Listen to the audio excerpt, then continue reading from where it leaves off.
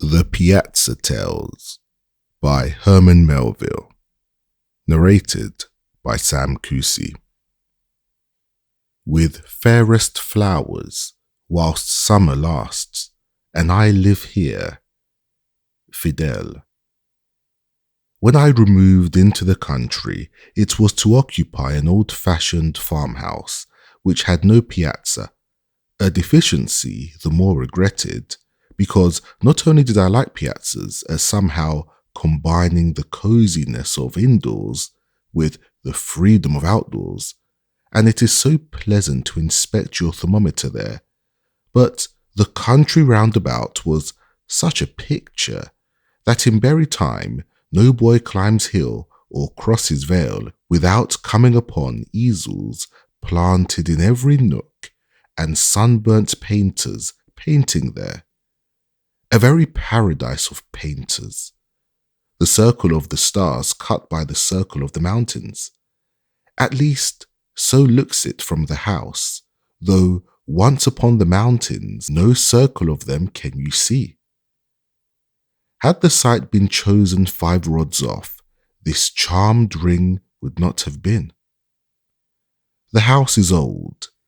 70 years since, from the heart of the hearth, stone hills, they quarried the Kaaba, or holy stone, to which each Thanksgiving the social pilgrims used to come.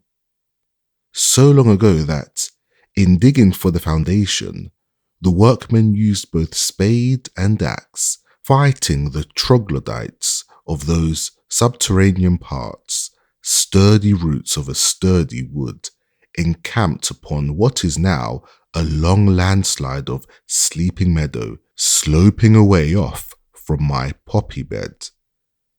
Of that knit wood, but one survivor stands, an elm lonely through steadfastness. Whoever built the house, he builded better than he knew, or else Orion in the zenith flashed down his Damocles sword to him some starry night and said, "Build there." For how otherwise could it have entered the builder's mind that, upon the clearing being made, such a purple prospect would be his?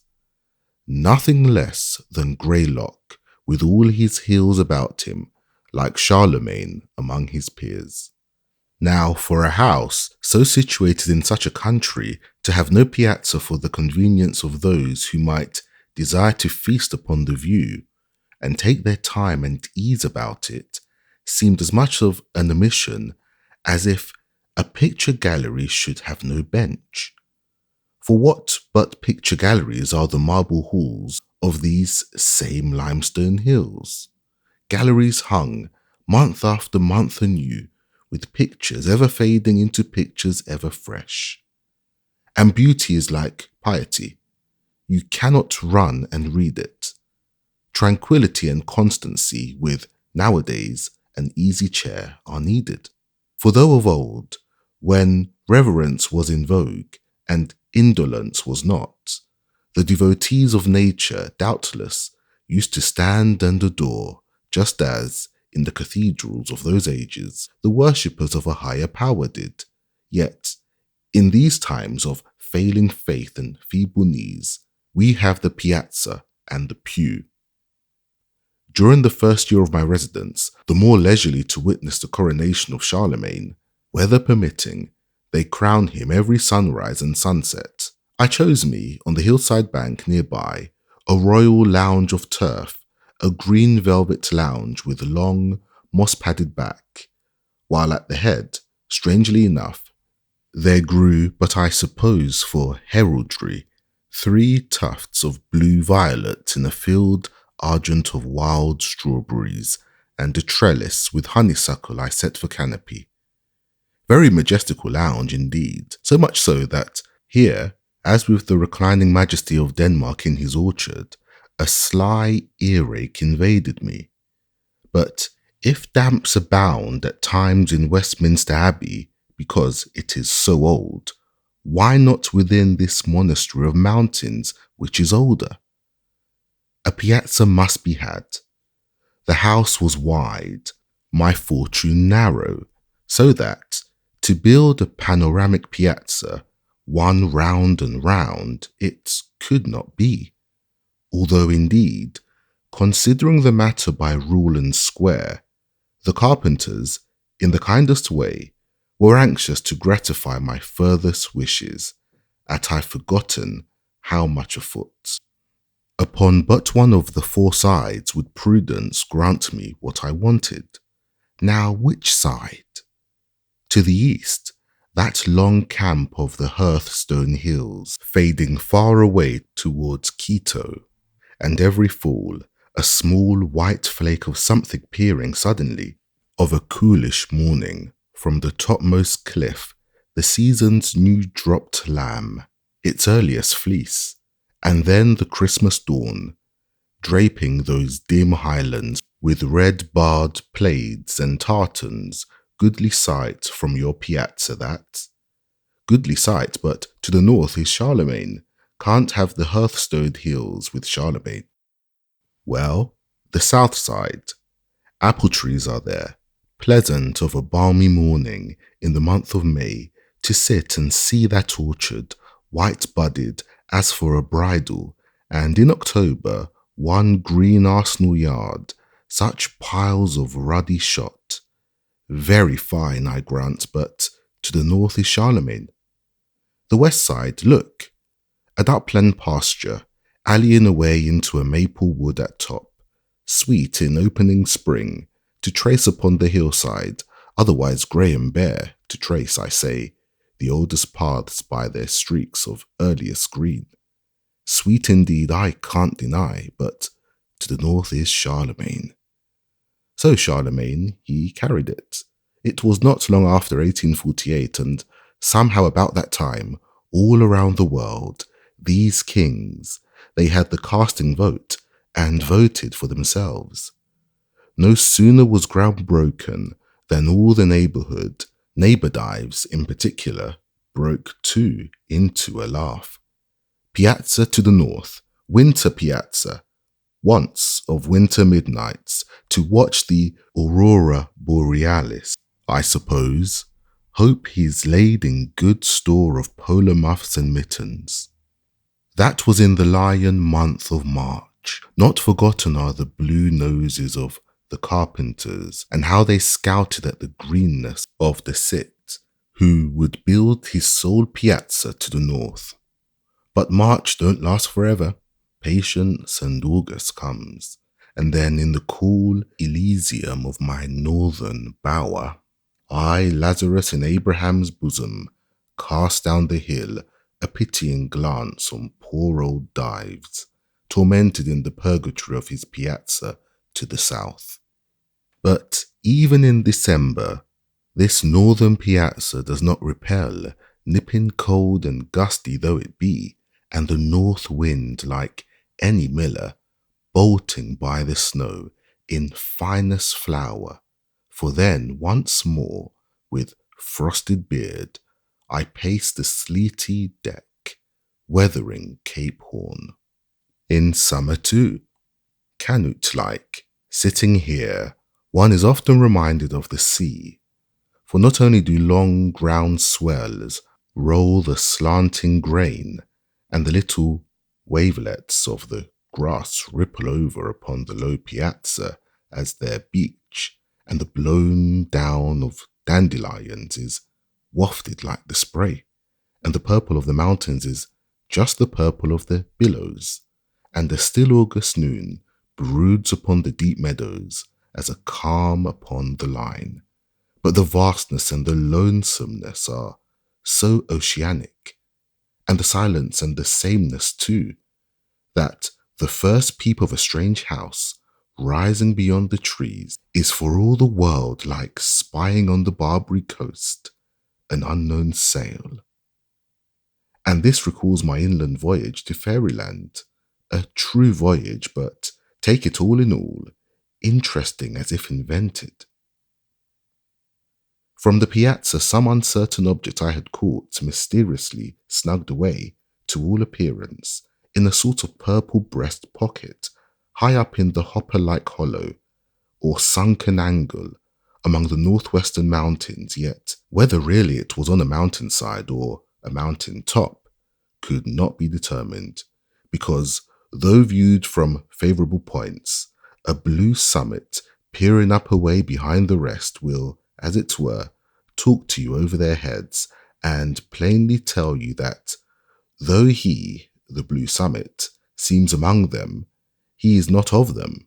God forbid, and indeed would have you know that he considered himself as, to say the truth, he has good right, by several cubits their superior, nevertheless.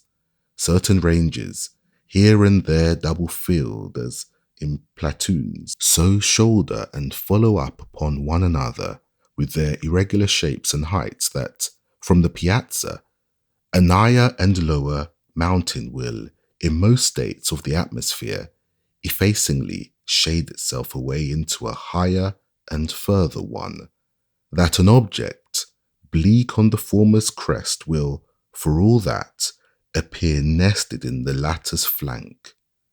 These mountains somehow, they play at hide and seek, and all before one's eyes. But be that as it may, the spot in question was, at all events, so situated as to be only visible, and then but vaguely, under certain witching conditions of light and shadow. Indeed, for a year or more, I knew not there was such a spot, and might perhaps have never known, had it not been for a wizard afternoon in autumn, late in autumn, a mad poet's afternoon, when the turned maple woods in the broad basin below me, having lost their first vermilion tint, dully smoked, like smouldering towns when flames expire upon their prey, and rumour had it that this smokiness in the general air was not all in Indian summer, which was not used to be so sick a thing, however mild, but in great part was blown from far-off forests for weeks on fire in Vermont, so that no wonder the sky was ominous as Hecate's cauldron and two sportsmen, crossing a red stubble buckwheat field, seemed guilty Macbeth and foreboding Banquo, and the hermit's son hutted in an Adullam cave, well towards the south, according to his season, did little else but, by indirect reflection of narrow rays, shot down a simplum pass among the clouds, just steadily paint one small, round, strawberry mole upon the wan cheek of northwestern hills, signal as a candle, one spot of radiance where all else was shade. Fairies there, thought I, some haunted ring where fairies dance.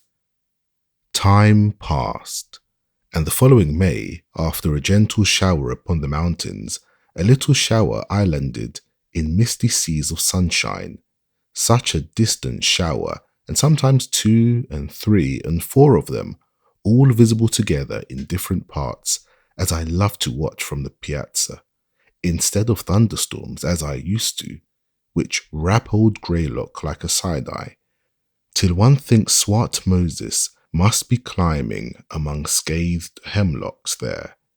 After, I say, that gentle shower, I saw a rainbow resting its further end just where, in autumn, I had marked the mole.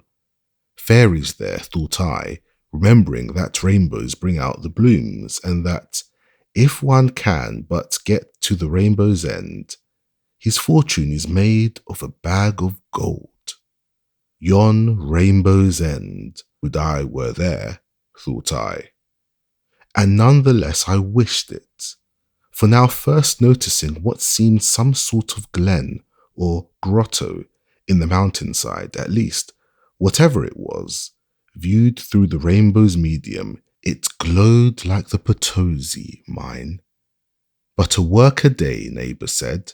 No doubt it was but some old barn, an abandoned one, its broadside beaten in, the activity its background. But I, though I had never been there, I knew better.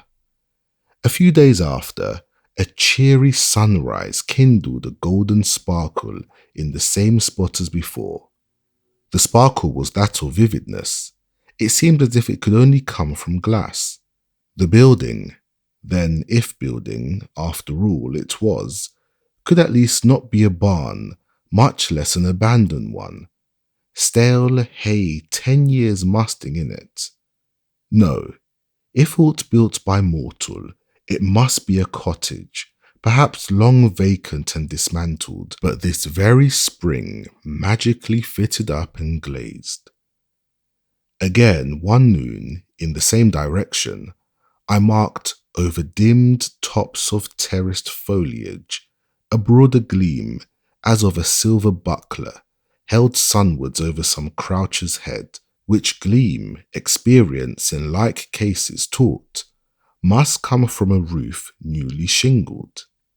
This to me made pretty sure the recent occupancy of that far cot in fairyland.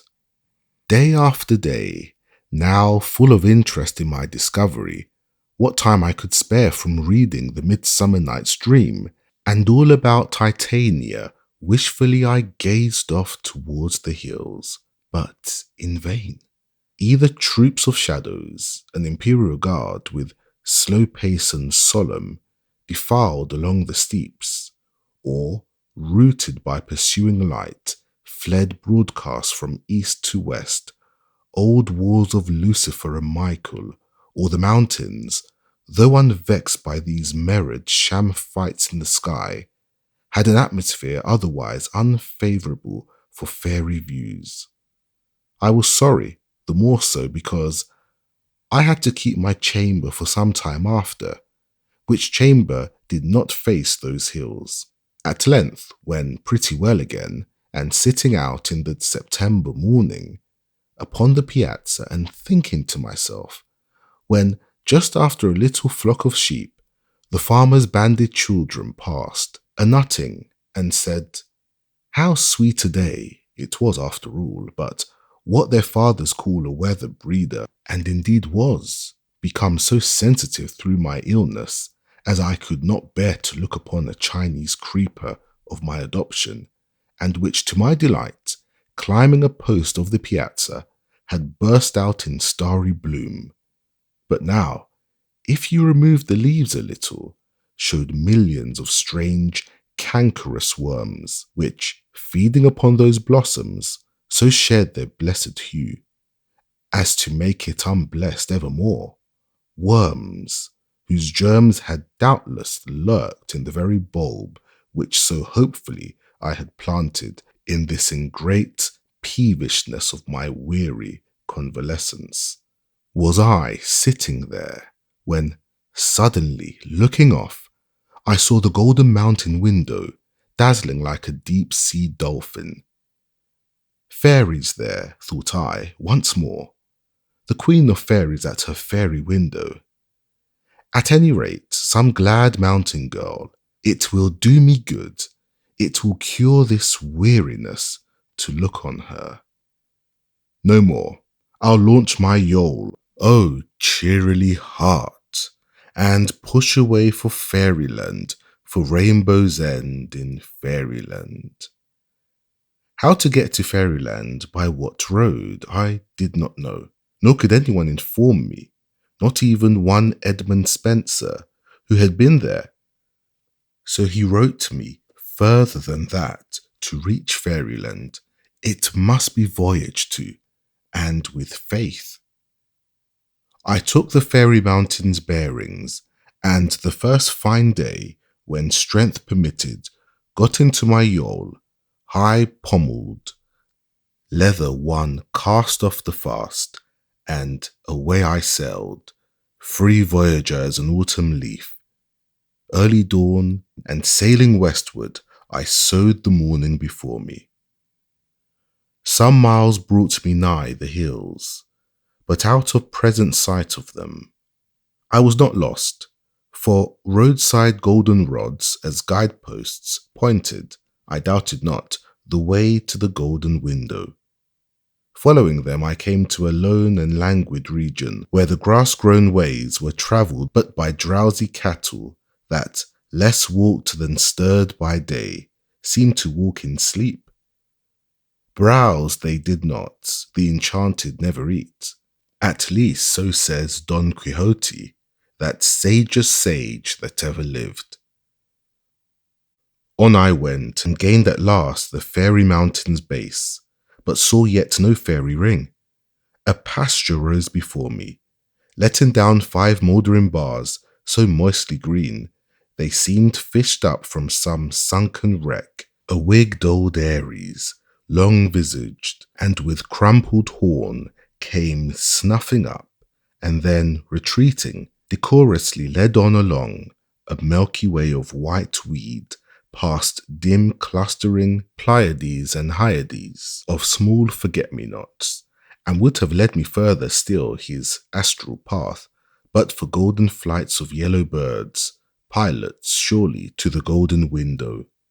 To one side flying before me, from bush to bush, towards deep woods, which woods themselves were luring and somehow lured too by their fence, banning a dark road which, however dark, led up. I pushed through when Aries, renouncing me now for some lost soul, wheeled and went his wiser way, forbidding and forbidden ground to him.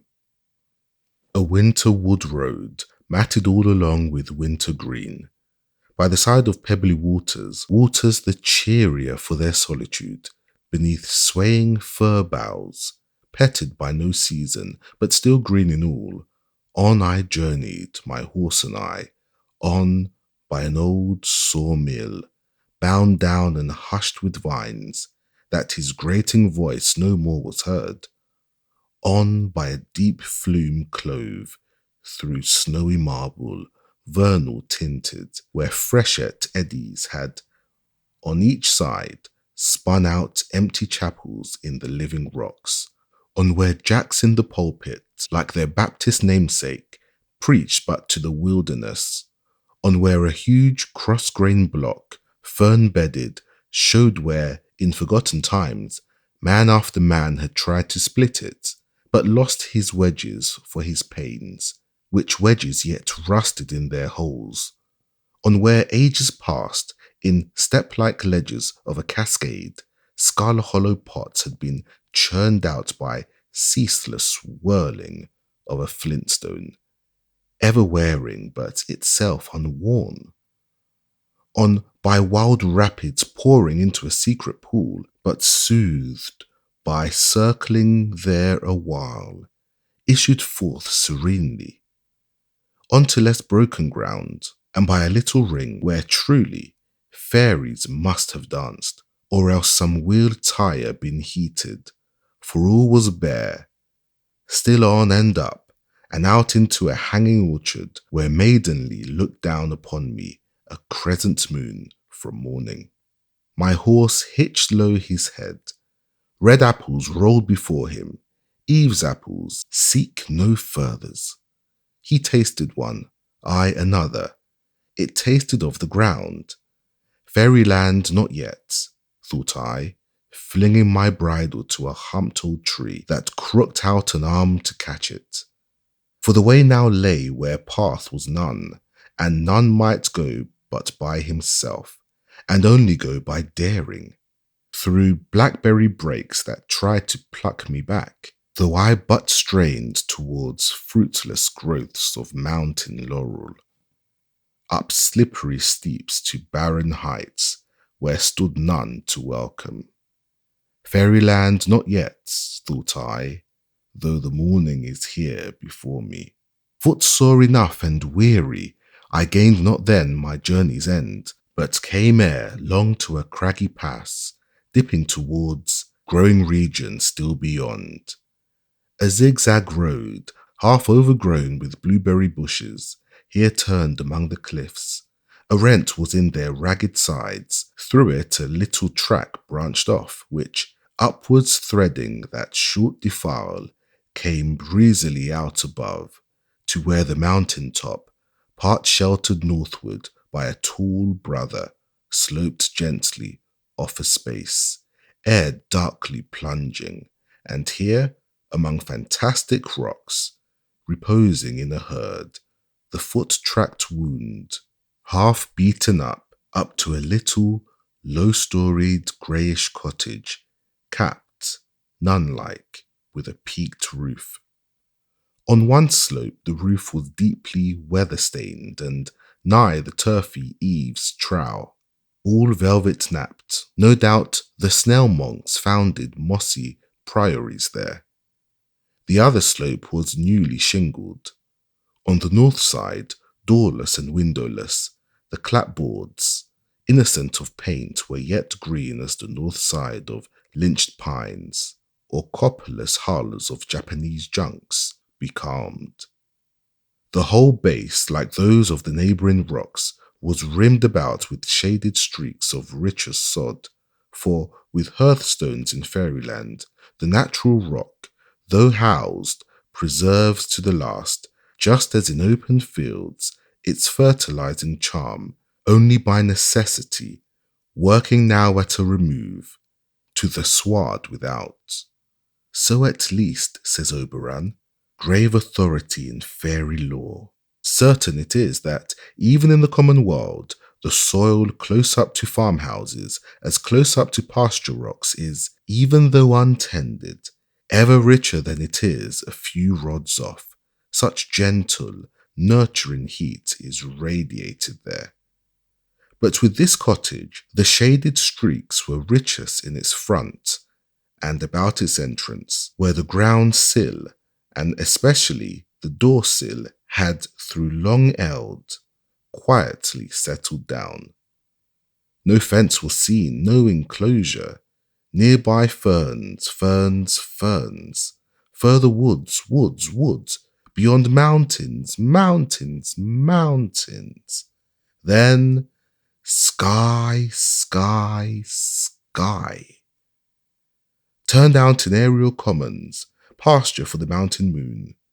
Nature, and but nature, house and all, even a low cross-pile of silver birch piled openly to season, up among whose silvery sticks, as through the fencing of some sequestered grave, sprang vagrant raspberry bushes, wilful assertors of their right of way.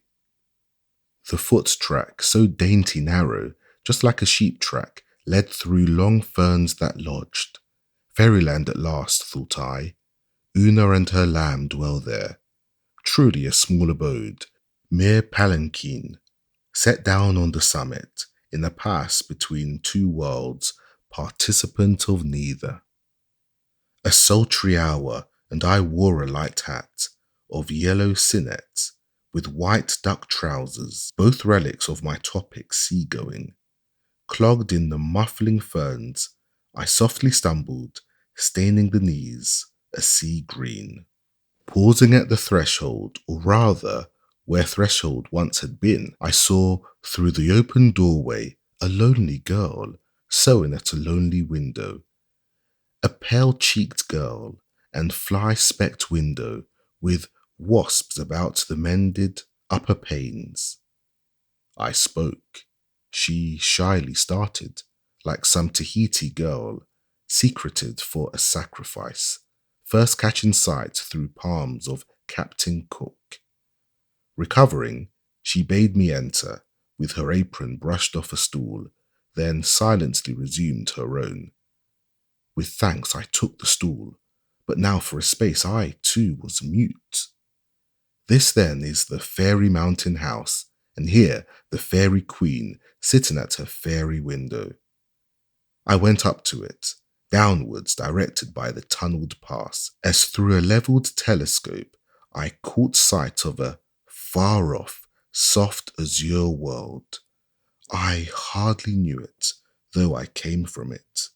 You must find this view very pleasant, said I at last. Oh, sir, tears starting in her eyes. The first time I looked out of this window, I said, never, never shall I weary of this. And what wearies you of it now?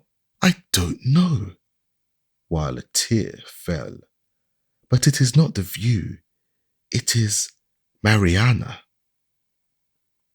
Some months back, her brother, only 17, had come hither, a long way from the other side to cut wood and burn coal, and she, elder sister, had accompanied him.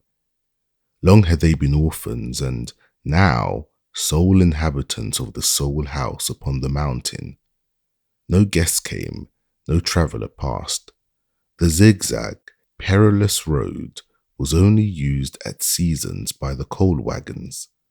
The brother was absent the entire day, sometimes the entire night. When at evening, fagged out, he did come home, he soon left his bench, poor fellow, for his bed, just as one, at last, wearily quits that too for still deeper rest. The bench, the bed, the grave. Silent I stood by the fairy window while these things were being told. Do you know, said she at last, as stealing from her story, do you know who lives yonder? I have never been down into that country, away off there. I mean, that house, that marble one, pointing far across the lower landscape. Have you not caught it? There, on the long hillside, the field before, the woods behind, the white shines out against their blue. Don't you mark it? The only house in sight. I looked, and after a time, to my surprise, recognized more by its position than its aspect, or Mariana's description, my own abode, glimmering much like this mountain, one from the Piazza. The mirage haze made it appear less a farmhouse than King Charming's palace. I have often wondered who lives there, but it must be some happy one. Again this morning was I thinking so. Some happy one, returned I, starting, and why do you think that? You judge some rich one lives there. Rich or not, I never thought, but it looks so happy, I can't tell how, and it is so far away. Sometimes I think I do but dream it is there. You should see it in the sunset. No doubt the sunset gilds it finely, but not more than the sunrise does this house, perhaps. The sun is a good sun, but it never gilds this house. Why should it? This old house is rotting. That makes it so mossy. In the morning, the sun comes in at this old window, to be sure boarded up.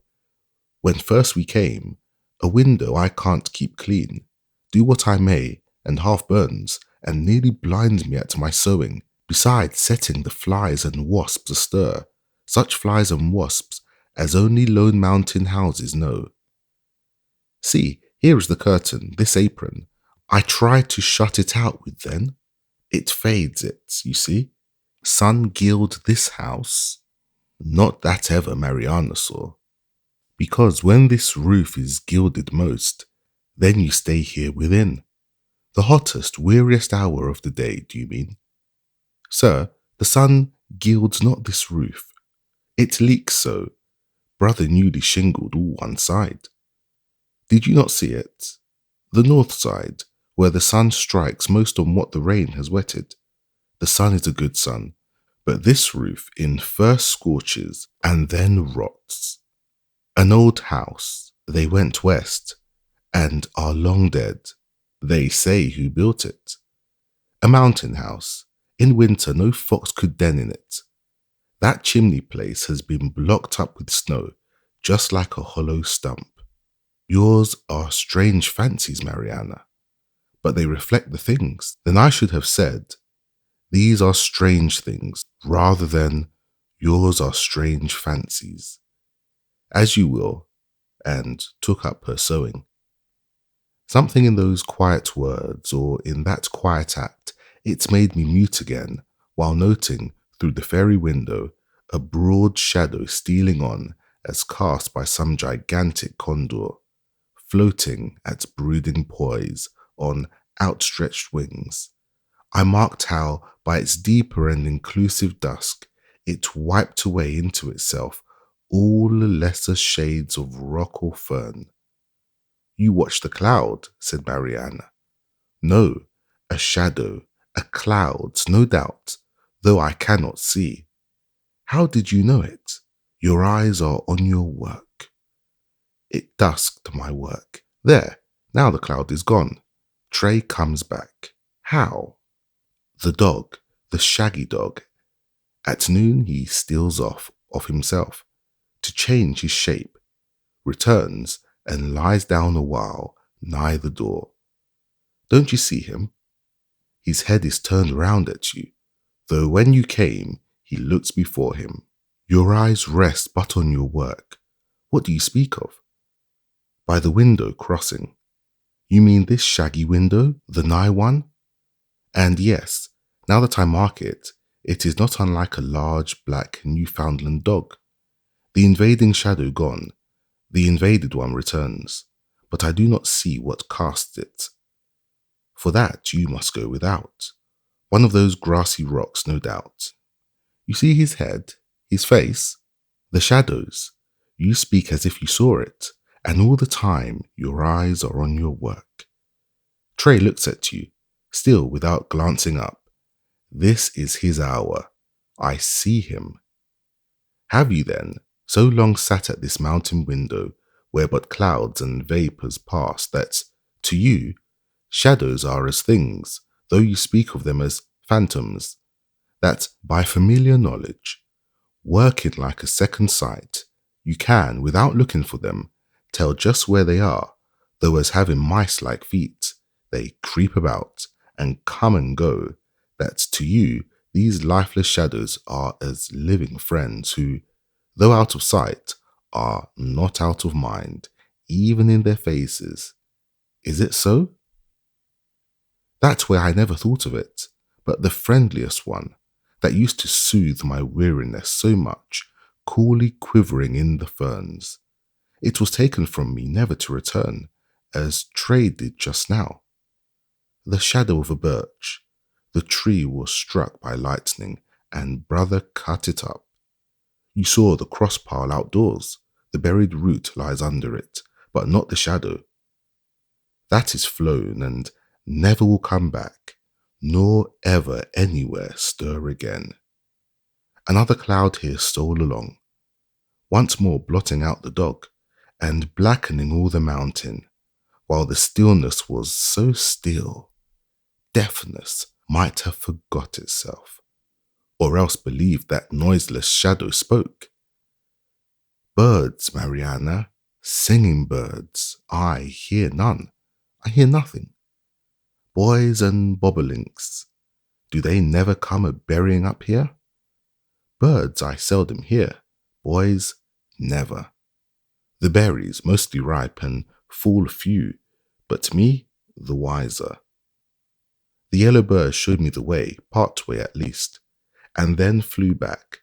I guess they play about the mountainside, but don't make the top their home. And no doubt you think that, living so lonesome here, knowing nothing, hearing nothing, little at least, but sound of thunder and the fall of trees, never reading, seldom speaking, yet ever wakeful. That is what gives me my strange thoughts. For so you call them, this weariness and wakefulness together, brother, who stands and works in open air. Would I could rest like him, but mine is mostly but dull woman's work. Sitting, restless sitting. But do you not go walk at times? These woods are wide, and lonesome, because so wide. Sometimes it is true of afternoons. I go a little way, but soon come back again. Better feel lone by hearth than rock. The shadows hereabouts I know, those in the woods are strangers. But the nights, just like the day, thinking, a wheel I cannot stop. Pure want of sleep it is that turns it. I have heard that, for this wakeful weariness, to say one's prayers and then lay one's head upon a fresh hot pillow. Look! Through the fairy window, she pointed down the step to a small garden patch nearby, mere pot of rifled loam, half rounded in by sheltering rocks, where, side by side, some feet apart, nipped and puny, 2 hop vines climbed 2 poles, and gaining their tip ends would have then joined over in an upward clasp, but the baffled shoots, groping a while in empty air, trailed back whence they sprung. You have tried the pillow then? Yes. And prayer? Prayer and pillow. Is there no other cure or charm? Oh, if I could but once get to yonder house, and but look upon whoever the happy being is that lives there. A foolish thought. Why do I think it? Is it that I live so lonesome and know nothing? I too know nothing, and therefore cannot answer. But for your sake, Mariana, well could wish that I were that happy one of the happy house you dream you see. For then you would behold him now, and, as you say, this weariness might leave you. Enough. Launching my yawl, no more for fairyland, I stick to the Piazza. It is my box royal, and this amphitheatre, my theatre of San Carlo. Yes, the scenery is magical. The illusion so complete. And Madame Meadowlark, my prima donna, played her grand engagement there, and drinking in her sunrise note, which, Memnon-like, seems struck from the golden window, how far from me the weary face behind it. But every night, when the curtain falls, truth comes in with darkness. No light shows from the mountain. To and fro, I walk the piazza deck, haunted by Mariana's face, and many as real a story.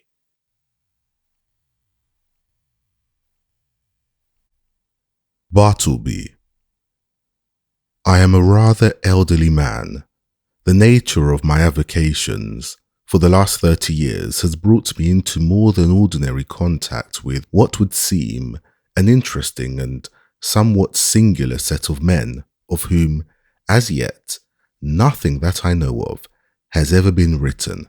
I mean, the law, copyists or scriveners. I have known very many of them, professionally and privately, and, if I pleased, could relate divers histories at which good-natured gentlemen might smile and sentimental souls might weep. But I waive the biographies of all other scriveners for a few passages of the life of Bartleby, who was a scrivener, the strangest I ever saw or heard of. While of other law copyists I might write the complete life, of Bartleby nothing of that sort can be done. I believe that no materials exist for a full and satisfactory biography of this man. It is an irreparable loss to literature.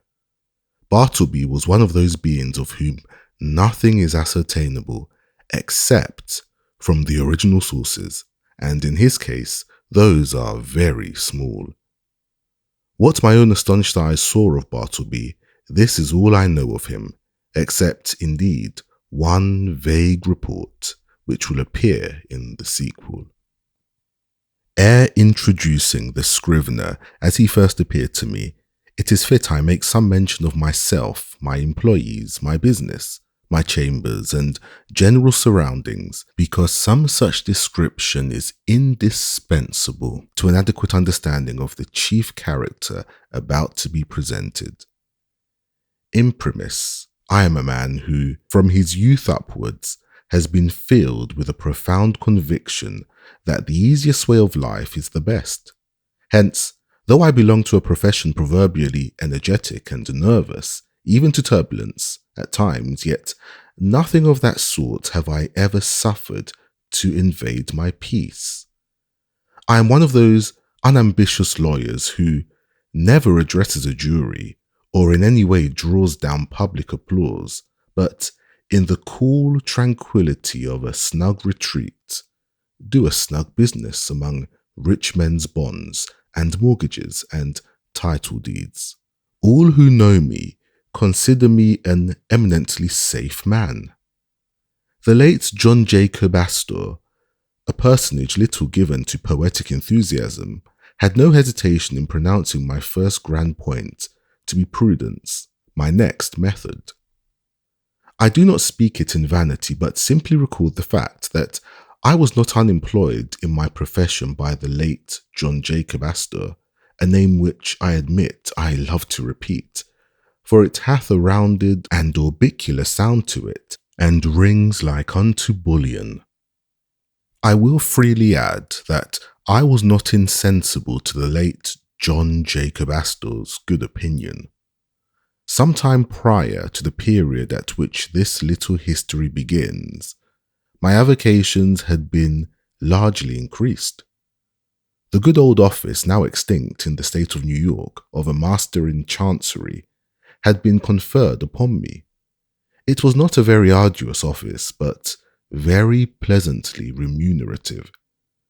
I seldom lose my temper, much more seldom indulge in dangerous indignation at wrongs and outrages, but I must be permitted to be rash here and declare that I consider the sudden and violent abrogation of the office of Master in Chancery by the new Constitution as a premature act, inasmuch as I had counted upon a life lease of profits, whereas I only received those of a few short years. But this is by the way. My chambers were upstairs at Wall Street. At one end they looked upon the white wall of the interior of a spacious skylight shaft penetrating the building from top to bottom. This view might have been considered rather tame than otherwise, deficient in what landscape painters call life, but if so, the view from the other end of my chambers offered at least a contrast, if nothing more. In that direction, my windows commanded an unobstructed view of a lofty brick wall, black by age and everlasting shade, which wall required no spyglass to bring out its lurking beauties, but for the benefit of all near-sighted spectators, was pushed up to within 10 feet of my window panes. Owing to the great height of the surrounding buildings and my chambers being on the second floor, the interval between this wall and mine not a little resembled a huge square cistern.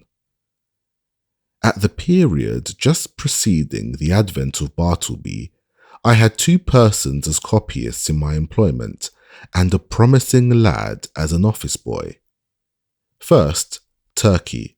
Second, Nippers. Third, Ginger Nut. These may seem names, the like of which are not usually found in the directory.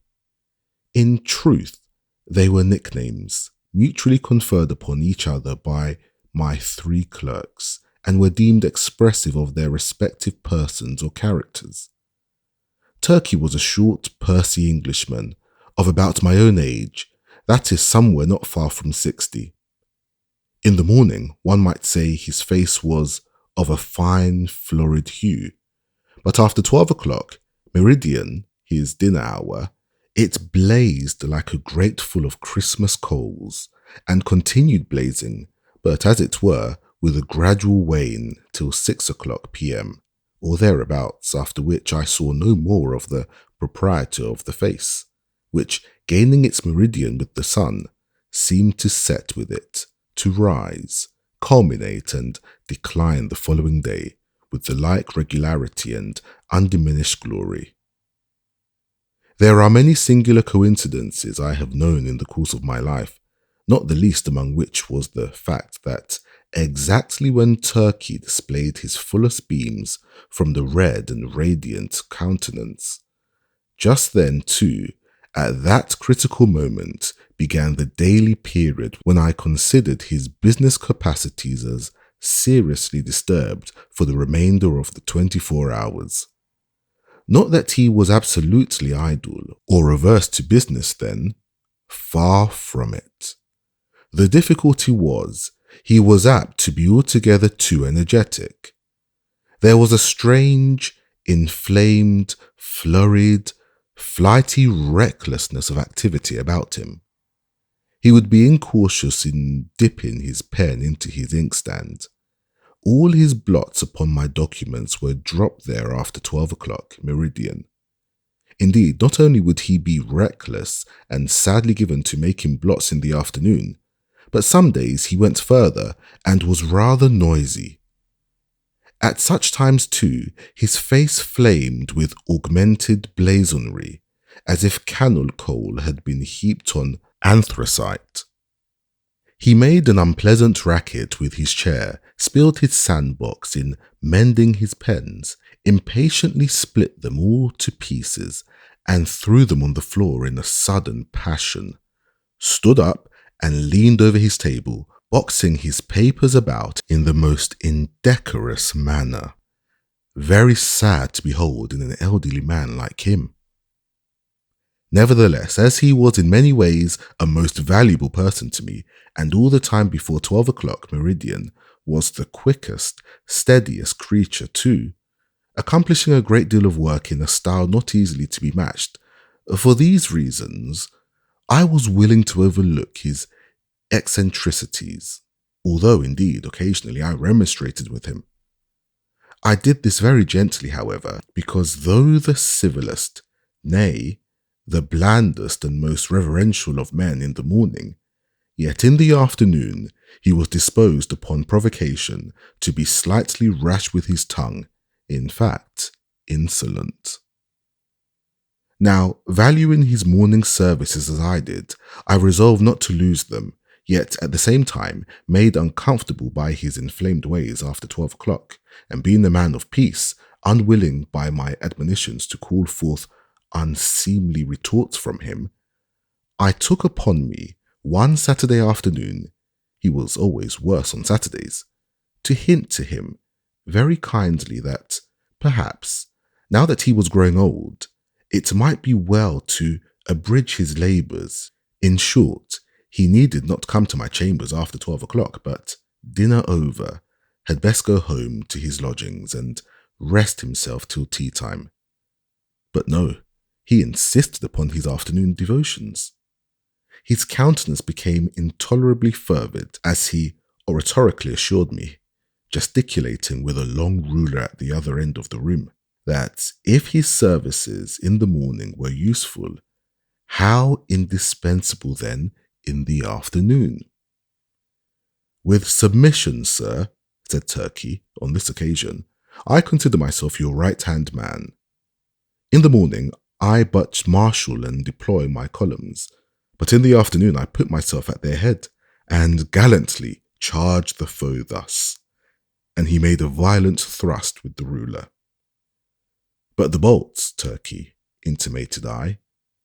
True, but with submission, sir, behold these hairs. I am getting old.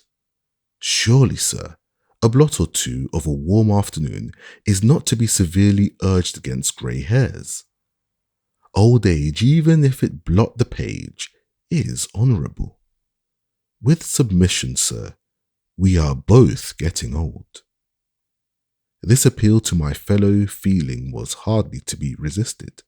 At all events, I saw that go he would not. So I made up my mind to let him stay, resolving, nevertheless, to see to it that, during the afternoon, he had to do with my less important papers.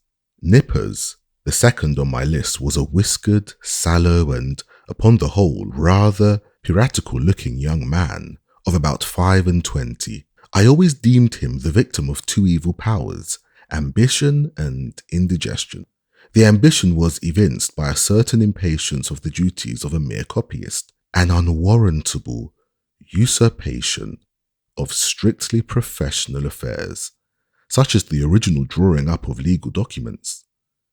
The indigestion seemed betokened in an occasional nervous testiness and grinning irritability, causing the teeth to audibly grind together over mistakes committed in copying, unnecessary maledictions hissed rather than spoken in the heat of business, and especially by a continual discontent with the height of the table where he worked.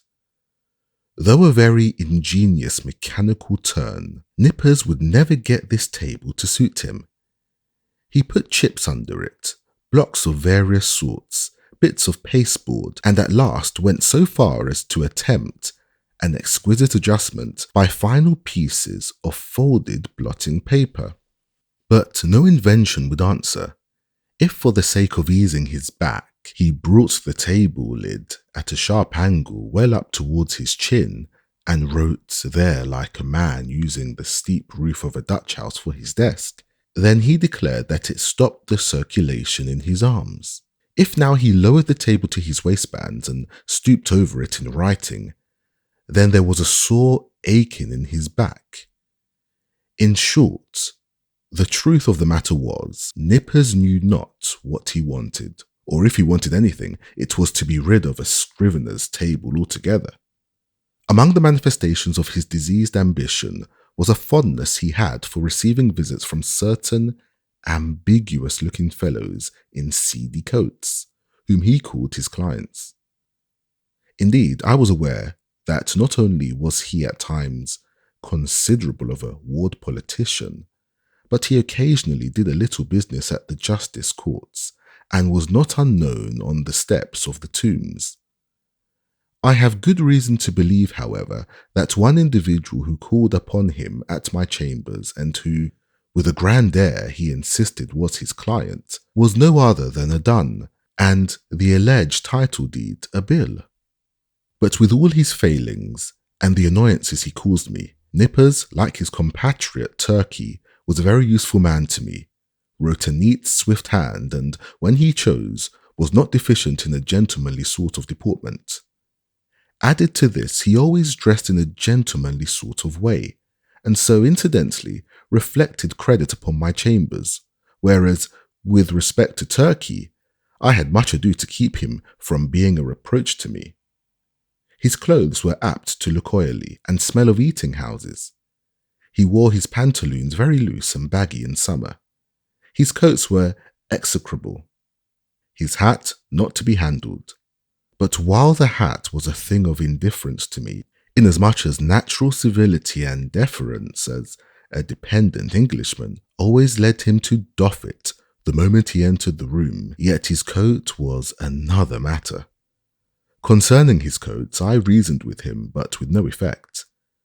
The truth was, I suppose, that a man with so small an income could not afford to sport such a lustrous face and a lustrous coat at one and the same time. As Nippers once observed, Turkey's money went chiefly for red ink. On winter day, I presented Turkey with a highly respectable-looking coat of my own, a padded grey coat of a most comfortable warmth, and which buttoned straight up from the knee to the neck. I thought Turkey would appreciate the favour and abate his rashness and obstreperousness of afternoons. But no, I verily believe that buttoning himself up in so downy and blanket-like a coat had a pernicious effect upon him, upon the same principle that too much oats are bad for horses. In fact, precisely as a restive horse is said to feel his oats, so Turkey felt his coat. It made him insolent. He was a man whom prosperity harmed. Though, concerning the self-indulgent habits of Turkey, I had my own private surmises, yet touching Nippers, I was well persuaded that, whatever might be his faults in other respects, he was at least a temperate young man. But indeed, nature herself seemed to have been his vintner, and at his birth charged him so thoroughly with an irritable brandy-like disposition that all subsequent potations were needless. When I consider how, amid the stillness of my chambers, Nippers would sometimes impatiently rise from his seat and, stooping over his table, spread his arms wide apart, seize the whole desk and move it and jerk it with a grim, grinding motion on the floor, as if the table were a perverse voluntary agent, intent on thwarting and vexing him, I plainly perceived that, for Nippers, brandy and water were altogether superfluous. It was fortunate for me that, owing to its peculiar cause, indigestion, the irritability and consequent nervousness of Nippers were mainly observable in the morning, while in the afternoon he was comparatively mild. so that Turkey's paroxysms only coming on about 12 o'clock, I never had to do with their eccentricities at one time.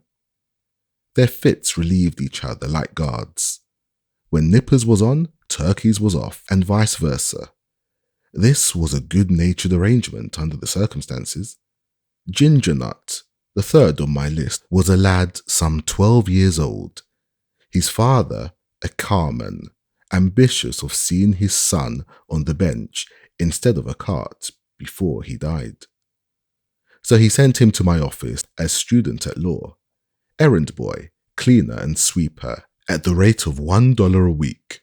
He had a little desk to himself, but he did not use it much.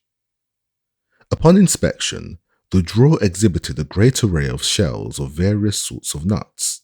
Indeed, to this quick-witted youth, the whole noble science of the law was contained in a nutshell, not the least among the employment of Ginger Nut, as well as one which he discharged with the most alacrity, with his duty as cake and apple purveyor for Turkey and Nippers. Copying law papers being proverbially a dry, husky sort of business, my two scriveners were fain to moisten their mouths, very often with Spitzenbergs, to be had at the numerous stalls nigh the custom house and post office. Also, they sent Ginger Nut very frequently for that peculiar cake, small, flat, round, and very spicy, after which he had been named by them. Of a cold morning, when business was but dull, Turkey would gobble up scores of these cakes as if they were mere wafers.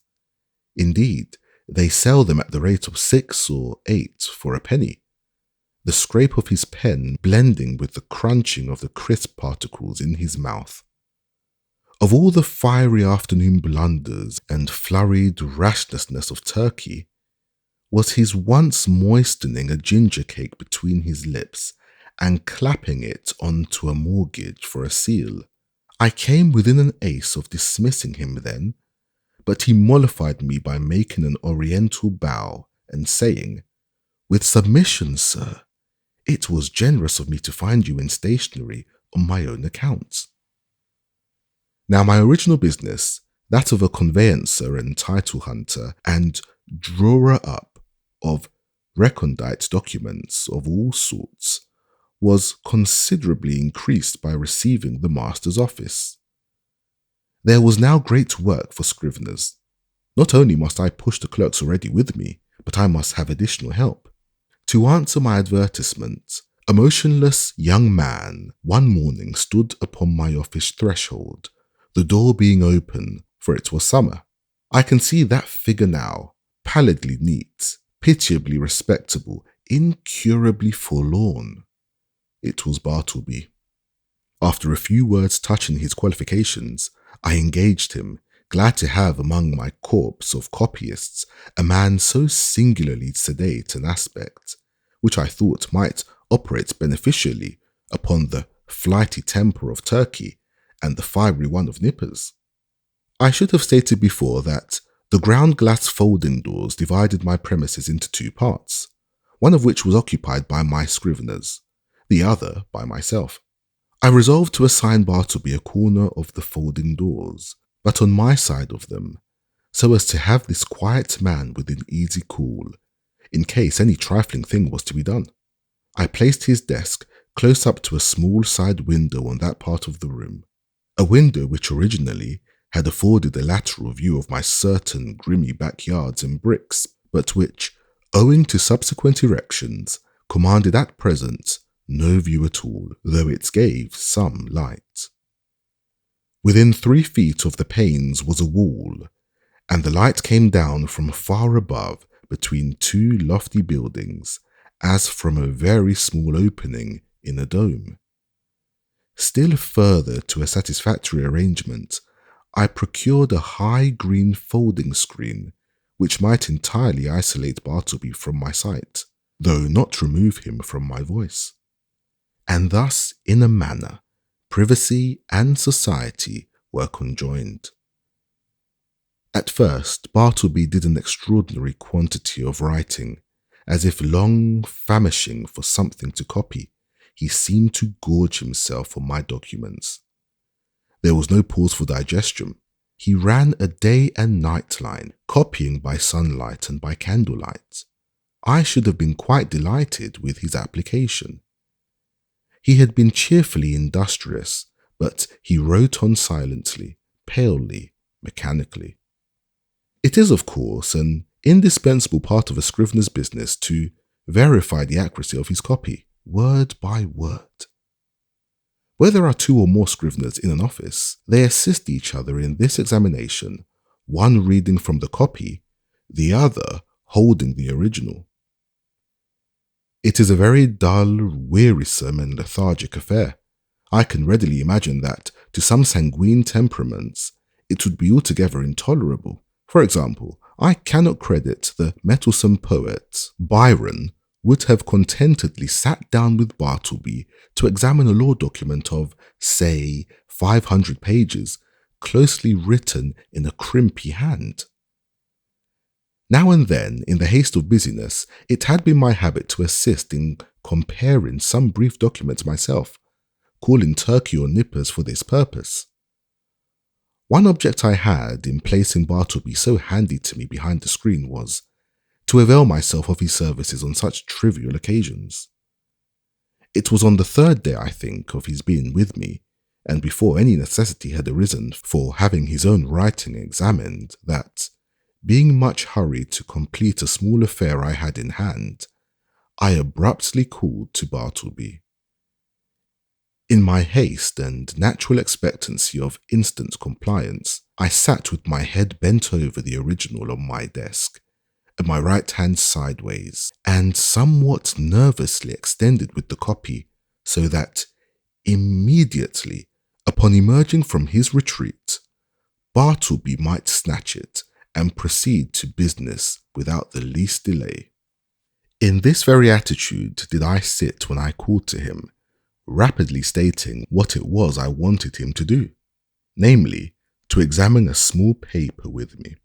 Imagine my surprise, nay, my consternation when, without moving from his privacy, Bartleby, in a singularly mild, firm voice, replied, "I would prefer not to." I sat a while in perfect silence, rallying my stunned faculties. Immediately it occurred to me that my ears had deceived me, or Bartleby had entirely misunderstood my meaning. I repeated my request in the clearest tone I could assume, but in quite as clear a one came the previous reply.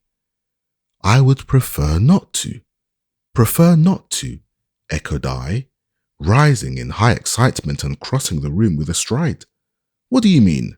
Are you moonstruck? I want you to help me compare this sheet. Here, take it." And I thrust it towards him. "I would prefer not to," said he. I looked at him steadfastly. His face was leanly composed, his grey eye dimly calm. Not a wrinkle of agitation rippled him. Had there been the least uneasiness, anger, impatience, or impertinence in his manner, in other words, had there been anything ordinarily human about him, doubtless I should have violently dismissed him from the premises. But as it was, I should have as soon thought of turning my pale plaster of Paris bust of Cicero out of doors. I stood gazing at him a while as he went on with his own writing, and then reseating myself at my desk. This is very strange, thought I. What had one best do? But my business hurried me. I concluded to forget the matter for the present, reserving it for my future leisure. So, calling Nippers from the other room, the paper was speedily examined. A few days after this, Bartleby concluded 4 lengthy documents, being quadruplicates of a week's testimony taken before me in my High Court of Chancery. It became necessary to examine them. It was an important suit, and great accuracy was imperative. Having all things arranged, I called Turkey, Nippers, and Gingernut from the next room, meaning to place the 4 copies in the hands of my 4 clerks, while I should read from the original. Accordingly, Turkey, Nippers, and Ginger Nut had taken their seats in a row, each with his document in his hand, when I called to Bartleby to join this interesting group. "Bartleby, quick, I am waiting." I heard a slow scrape of his chair legs on the uncarpeted floor, and soon he appeared standing at the entrance of his hermitage. "What is wanted?" said he, mildly. The copies, said I, hurriedly. "We are going to examine them. There." And I held towards him the fourth quadruplicate. "I would prefer not to," he said, and gently disappeared behind the screen. For a few moments I was turned into a pillar of salt, standing at the head of my seated column of clerks. Recovering myself, I advanced towards the screen and demanded the reason for such extraordinary conduct. "Why do you refuse?" "I would prefer not to." With any other man, I should have flown outright into a dreadful passion, skirned all further words, and thrust him ignominiously from my presence. But there was something about Bartleby that not only strangely disarmed me, but, in a wonderful manner, touched and disconcerted me. I began to reason with him. "These are your own copies we are about to examine. It is labour-saving to you because one examination will answer for your 4 papers. It is common usage. Every copyist is bound to help examine his copy. Is it not so? Will you not speak? Answer." "I prefer not to," he replied in a flute-like tone. It seemed to me that while I had been addressing him, he carefully revolved every statement that I made, fully comprehended the meaning, could not gainsay the irresistible conclusion, but at the same time, some paramount consideration prevailed with him to reply as he did. "You are decided, then, not to comply with my request, a request made according to common usage and common sense?" He briefly gave me to understand that on that point, my judgment was sound. Yes, his decision was irreversible. It is not seldom the case that when a man is browbeaten in some unprecedented and violently unreasonable way, he begins to stagger in his own plainest faith. He begins, as it were, vaguely to surmise that, wonderfully as it may be, all the justice and all the reason is on the other side. Accordingly, if any disinterested persons are present, he turns to them for some reinforcement for his own faltering mind. "Turkey," said I, "what do you think of this? Am I not right?" "With submission, sir," said Turkey, in his blandest tone, "I think that you are." "Nippers," said I, "what do you think of it?" "I think I should kick him out of the office." The reader of nice perceptions will here perceive that, it being morning, Turkey's answer is couched in polite and tranquil terms, but Nippers replies in ill-tempered ones, or to repeat a previous sentence, Nippers' ugly mood was on duty, and Turkey's off. "Ginger Nut," said I, willing to enlist the smallest suffrage in my behalf, "what do you think of it?" "I think, sir, he's a little loony," replied Ginger Nut with a grin. "You hear what they say," said I, turning towards the screen. "Come forth and do your duty." But he vouchsafed no reply. I pondered a moment in sore perplexity, but once more business hurried me. I determined again to postpone the consideration of this dilemma to my future leisure. With a little trouble, we made out to examine the papers without Bartleby, though at every page or two, Turkey differentially dropped his opinion that this proceeding was quite out of the common, while Nippers, twitching in his chair with a dyspeptic nervousness, ground out between his set teeth occasional hissing maledictions against the stubborn oaf behind the screen.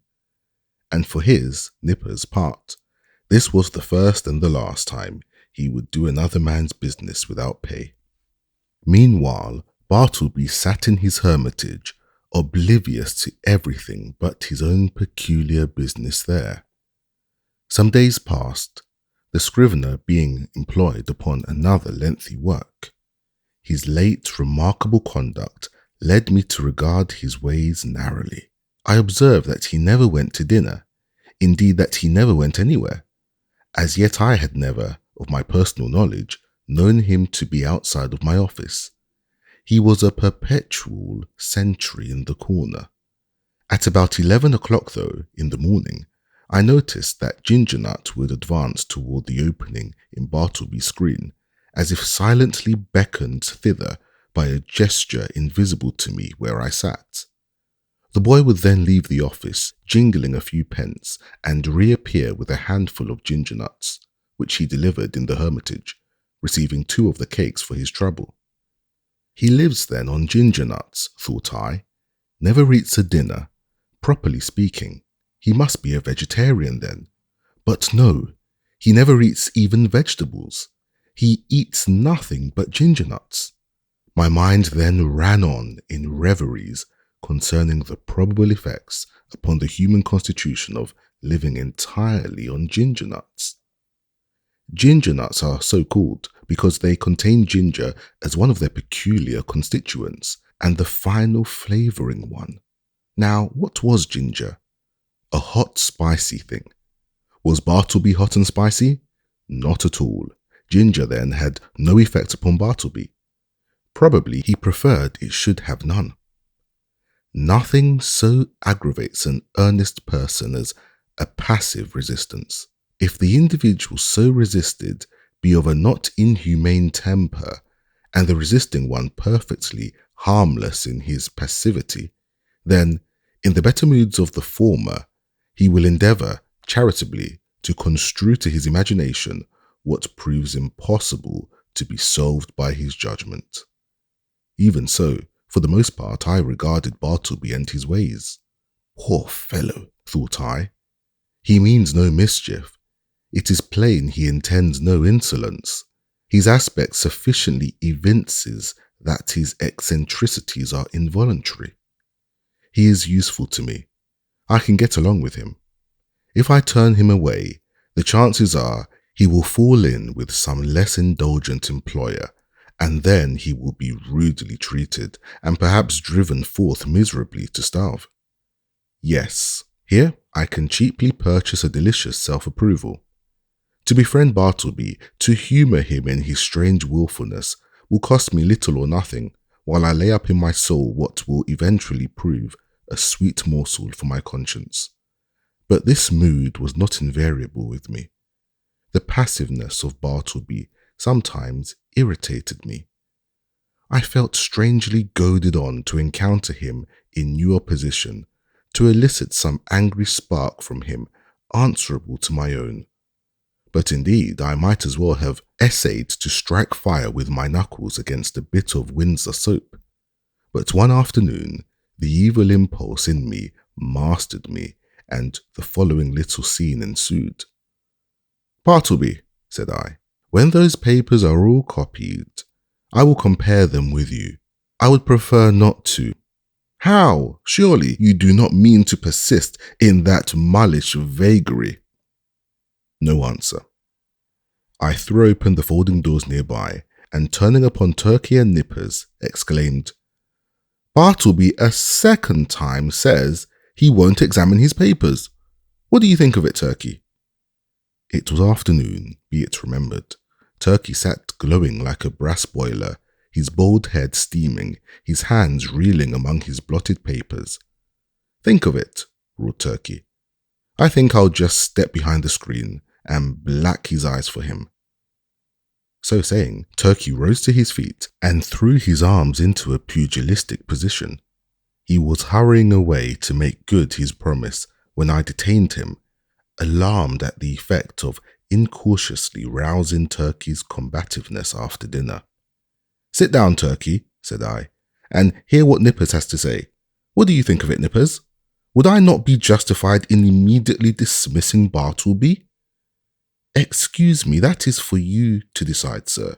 I think his conduct quite unusual and indeed unjust as regards Turkey and myself, but it may only be a passing whim.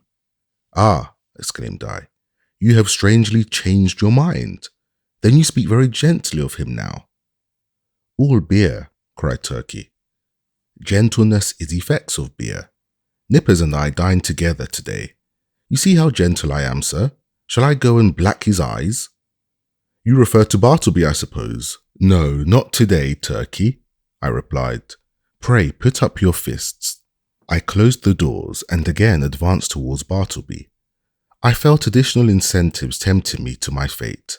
I burned to be rebelled against again. I remember that Bartleby never left the office. Bartleby, said I, Gingernut is away. Just step around to the post office, won't you? It was but a 3 minutes walk. And see if there is anything for me. I would prefer not to. Will you not? I prefer not. I staggered to my desk and sat there in a deep study. My blind inveteracy returned. Was there any other thing in which I could procure myself to be ignominiously repulsed by this lean, penniless wight? My hired clerk? What added thing is there, perfectly reasonable, that he will be sure to refuse to do? Bartleby! No answer. Bartleby! In a louder tone. No answer. Bartleby! I roared.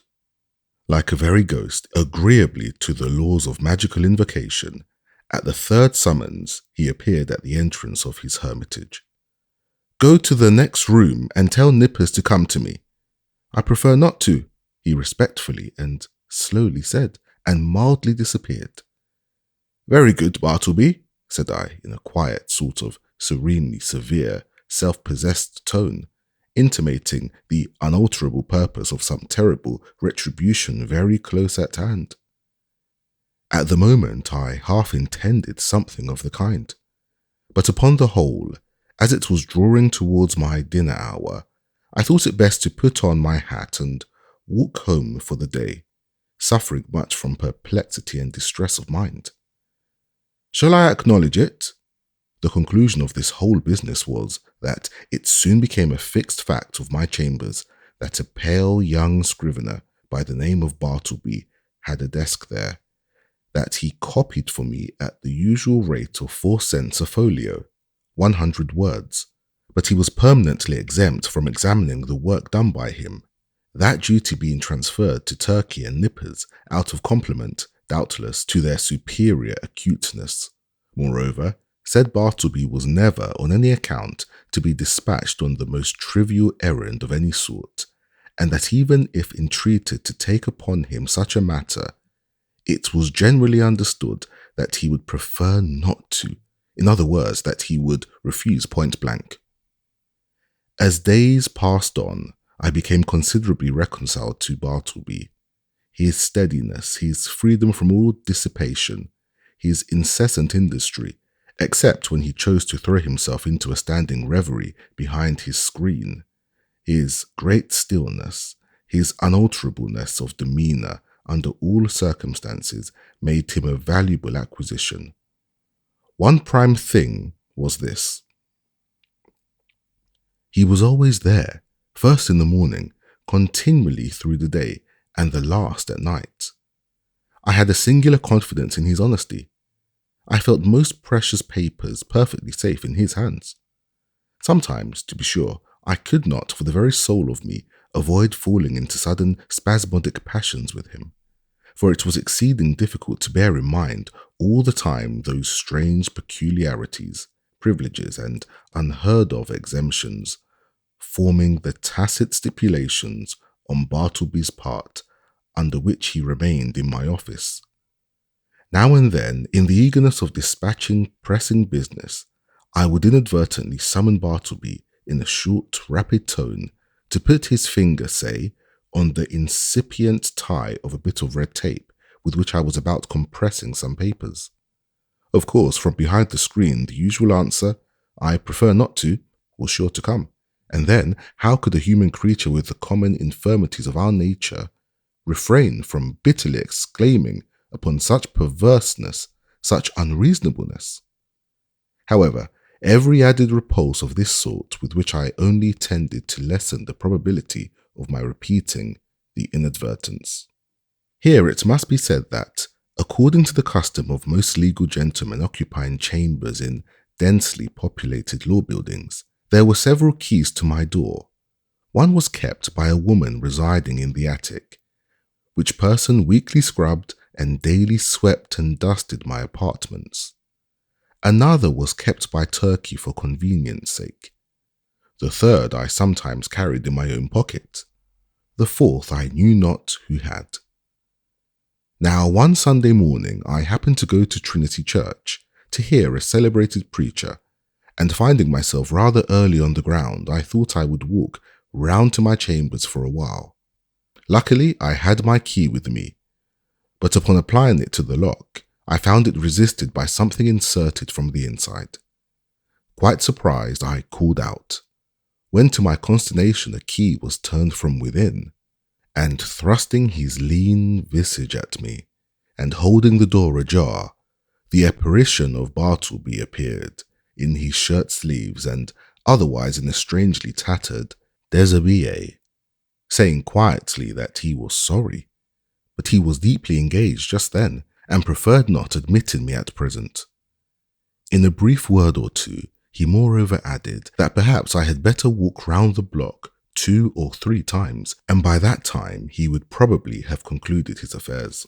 Now, the utterly unsurmised appearance of Bartleby, tenanting my law chambers of a Sunday morning with his cadaverously gentlemanly nonchalance, yet withal firm and self-possessed, had such a strange effect upon me that incontinently I slunk away from my own door and did as desired, but not without sundry twinges of impotent rebellion against the mild effrontery of this unaccountable scrivener. Indeed, it was his wonderful mildness chiefly, which not only disarmed me, but unmanned me as it were, for I consider that one, for the time, is a sort of unmanned when he tranquilly permits his hired clerk to dictate to him, and order him away from his own premises. Furthermore, I was full of uneasiness as to what Bartleby could possibly be doing in my office in his shirt sleeves, and in an otherwise dismantled condition of a Sunday morning. Was anything amiss going on? Nay, that was out of the question. It was not to be thought of for a moment that Bartleby was an immoral person. But what could he be doing there? Copying?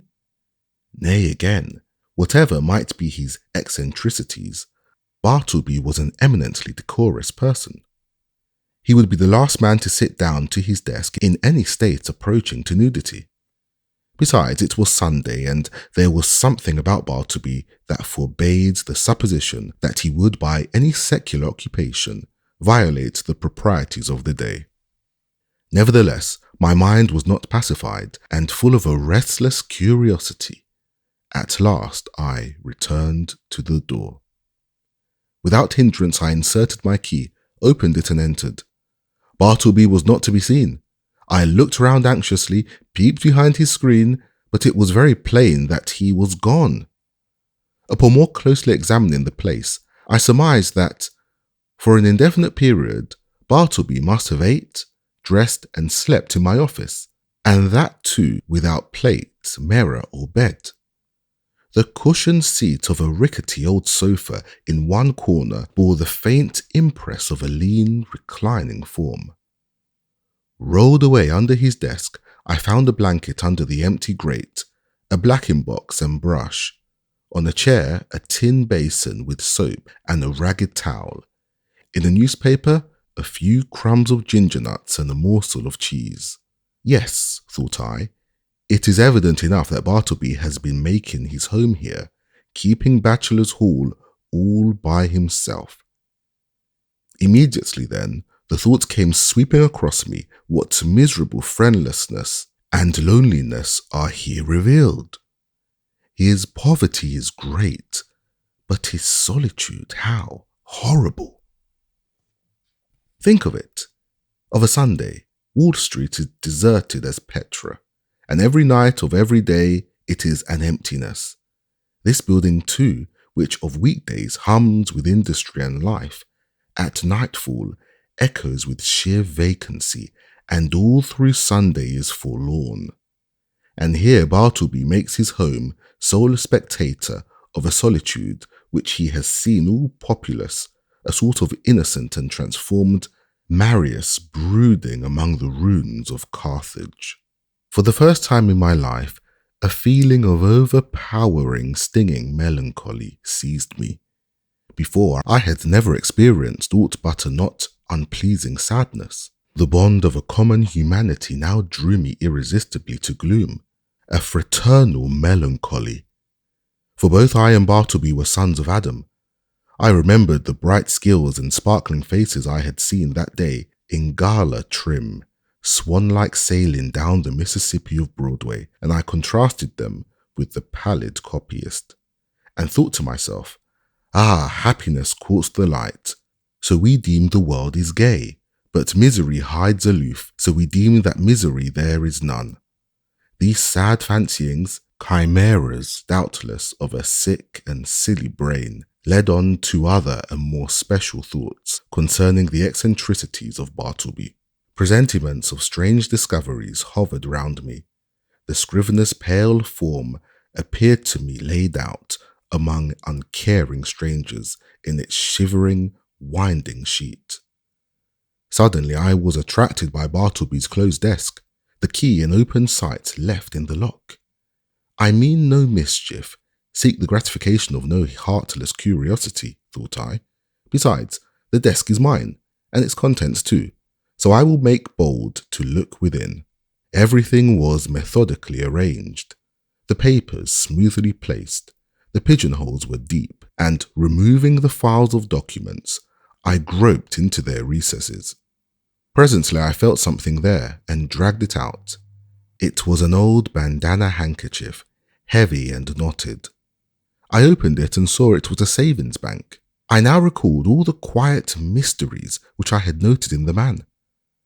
I remembered that he never spoke but to answer, that, though at intervals he had considerable time to himself, yet I had never seen him reading, no, not even a newspaper, that for long periods he would stand, looking out at his pale window behind the screen, upon the dead brick wall.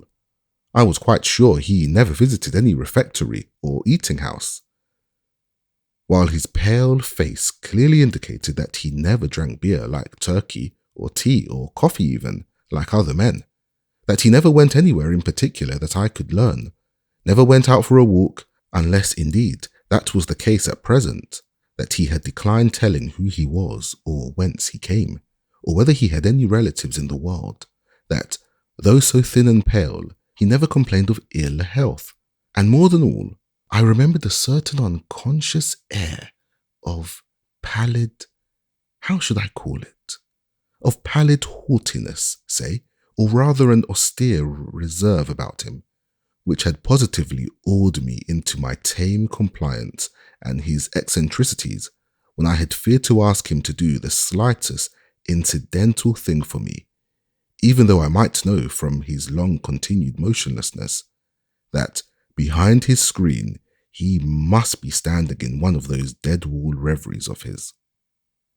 Revolving all these things and coupling them with the recently discovered fact that he made my office his constant abiding place and home, and, not forgetful of his morbid moodiness, revolving all these things, a prudential feeling began to steal over me. My first emotions had been those of pure melancholy and sincerest pity, but just in proportion as the forlornness of Bartleby grew and grew to my imagination, did that same melancholy merge into fear, that pity into repulsion. So true it is, and so terrible too, that up to a certain point, the thought or sight of misery enlists our best affections, but in certain special cases, beyond that point it does not. They err who would assert that invariably this is owing to the inherent selfishness of the human heart. It rather proceeds from a certain hopelessness of remedying excessive or organic ill. To a sensitive being, pity is not seldom pain, and when at last it is perceived that such pity cannot lead to effectual succour, common sense bids the soul to be rid of it. What I saw that morning persuaded me that the scrivener was the victim of innate and incurable disorder. I might give alms to his body, but his body did not pain him. It was his soul that suffered, and his soul I could not reach. I did not accomplish the purpose of going to Trinity Church that morning. Somehow, the things I had seen disqualified me for the time from going to church. I walked homeward, thinking what I would do with Bartleby. Finally, I resolved upon this. I would put certain calm questions to him the next morning, touching his history, etc., and if he declined to answer them openly and unreservedly, and I suppose he would prefer not, then to give him a $20 bill over and above whatever I might owe him, and tell him his services were no longer required, but that if in any other way I could assist him, I would be happy to do so, especially if he desired to return to his native place, wherever that might be. I would willingly help to defray the expenses. Moreover, if after reaching home he found himself at any time in want of aid, a letter from him would be sure of a reply. The next morning came. "Bartleby," said I, gently calling to him behind his screen. No reply. "Bartleby," said I in a still gentler tone, "come here. I am not going to ask you to do anything you would prefer not to do. I simply wish to speak to you." Upon this, he noiselessly slid into view. "Will you tell me, Bartleby, where you were born?" "I prefer not to." "Will you tell me anything about yourself?" "I would prefer not to." "But what reasonable objection can you have to speak to me? I feel friendly towards you." He did not look at me while I spoke, but kept his glance fixed upon my bust of Cicero, which, as I then sat, was directly behind me, some 6 inches above my head. "What is your answer, Bartleby?" said I, after waiting a considerable time for a reply, during which his countenance remained immovable. Only there was the faintest conceivable tremor of the white, attenuated mouth. "At present, I prefer to give no answer," he said, and retired into his hermitage. It was rather weak in me, I confess, but his manner on this occasion nettled me. Not only did there seem to lurk in it a certain calm disdain, but his perverseness seemed ungrateful, considering the undeniable good usage and indulgence he had received from me. Again I sat, ruminating what I should do. Mortified as I was at his behaviour, and resolved as I had been to dismiss him when I entered my office, nevertheless I strangely felt something superstitious knocking at my heart, and forbidding me to carry out my purpose, and denouncing me for a villain if I dared to breathe one bitter word against this forlornest of mankind. At last, familiarly drawing my chair behind his screen, I sat down and said, "Bartleby, never mind then about revealing your history, but let me entreat you as a friend to comply as far as may be with the usages of this office. Say now you will help to examine papers tomorrow or next day. In short, say now that in a day or two you will begin to be a little reasonable. Say so, Bartleby." "At present I would prefer not to be a little reasonable," was his mildly cadaverous reply. Just then the folding doors opened and Nippers approached. He seemed suffering from an unusually bad night's rest, induced by severe indigestion than common. He overheard those final words of Bartleby. "Prefer not, eh?" gritted Nippers. "I'd prefer him, if I were you, sir." Addressing me, "I'd prefer him, I'd give him preferences, the stubborn mule." "What is it, sir, pray, that he prefers not to do now?" Bartleby moved not a limb. Mr. Nippers, said I'd prefer that you would withdraw for the present. Somehow of late I had got into the way of involuntarily using the word prefer upon all sorts of not exactly suitable occasions, and I trembled to think that my contact with the scrivener had already and seriously affected me in a mental way. And what further and deeper aberration might it not yet produce? This apprehension had not been without efficacy in determining me to summary measures. As Nippers, looking very sour and sulky, was departing, Turkey blandly and deferentially approached. "With submission, sir," said he, "yesterday I was thinking about Bartleby here, and I think that if he would but prefer to take a quart of good ale every day, it would do much towards mending him, and enabling him to assist in examining his papers." "So you have got the word too?" said I, slightly excited. "With submission, what word, sir?" asked Turkey, respectfully crowding himself into the contracted space behind the screen, and by doing so, making me jostle the scrivener. "What word, sir?" "I would prefer to be left alone here," said Bartleby, as if offended at being mobbed in his privacy. "That's the word, Turkey," said I. "That's it. Oh, prefer. Oh yes, queer word. I never use it myself. But sir, as I was saying, if he would but prefer—" "Turkey," interrupted I, "you will please withdraw." "Oh, certainly, sir, if you prefer that I should." As he opened the folding door to retire, Nippers at his desk caught a glimpse of me and asked whether I would prefer to have a certain paper copied on blue paper or white. He did not in the least roguishly accent the word prefer. It was plain that it involuntarily rolled from his tongue. I thought to myself, surely I must get rid of a demented man who already has in some degree turned the tongues, if not the heads, of myself and clerks. But I thought it prudent not to break the dismission at once. The next day I noticed that Bartleby did nothing but stand at his window in his dead-wall reverie. Upon asking him why he did not write, he said that he had decided upon doing no more writing. "Why? How now? What next?" exclaimed I. "Do no more writing?" "No more." "And what is the reason?" "Do you not see the reason for yourself?" he indifferently replied. I looked steadfastly at him and perceived that his eyes looked dull and glazed.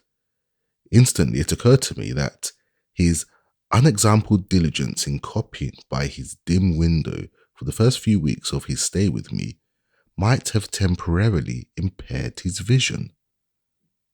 I was touched. I said something in condolence with him. I hinted that, of course, he did wisely in abstaining from writing for a while, and urged him to embrace that opportunity of taking wholesome exercise in the open air. This, however, he did not do. A few days after this, my other clerks being absent, and being in a great hurry to dispatch certain letters by the mail, I thought that, having nothing else earthly to do, Bartleby would surely be less inflexible than usual, and carry these letters to the post office. But he blankly declined. So much to my inconvenience, I went myself. Still added days went by. Whether Bartleby's eyes improved or not, I could not say. To all appearance, I thought they did, but when I asked him if they did, he vouchsafed no answer. At all events, he would do no copying. At last, in reply to my urgings, he informed me that he had permanently given up copying. "What?" exclaimed I. "Suppose your eyes should get entirely well, better than ever before. Would you not copy then?" "I have given up copying," he answered, and slid aside. He remained as ever, a fixture in my chamber. Nay, if that were possible, he became still more a fixture than before. What was to be done? He would do nothing in the office. Why should he stay there? In plain fact, he had now become a millstone to me, not only useless as a necklace, but afflictive to bear.